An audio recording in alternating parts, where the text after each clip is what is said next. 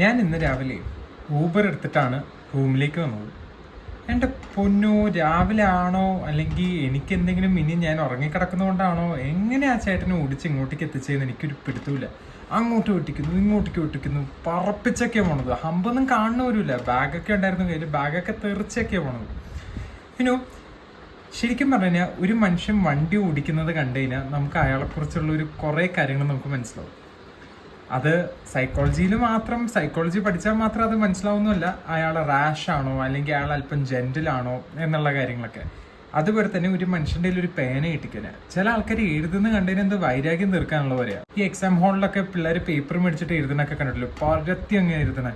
അത് കണ്ടാലും നമുക്ക് കുറേയൊക്കെ അങ്ങനെ മനസ്സിലാവും. അതുപോലെ തന്നെ ഫുഡ് കഴിച്ചിട്ട് ചില ആൾക്കാർക്ക് ഈ പ്ലേറ്റ് നമ്മൾ കൊടുക്കുന്ന പോലെ തന്നെ നമുക്ക് തിരിച്ചു കിട്ടും. എന്ന് വെച്ചാൽ അത്ര ക്ലീൻ ആയിരിക്കും അവർ ഫുഡ് കഴിച്ച് തീരുമ്പോഴേക്കും. നേരെ മറിച്ച് ചില ആൾക്കാരോ എൻ്റെ പൊന്നോ അവിടെയും ഇല്ല, ഇവിടെ ഇല്ല, ഇവിടെ ഇട്ടേക്കുന്നു, അവിടെ ഇട്ടേക്കുന്നു, അങ്ങനെ ആയിരിക്കും അവർ ഫുഡ് കഴിക്കുക.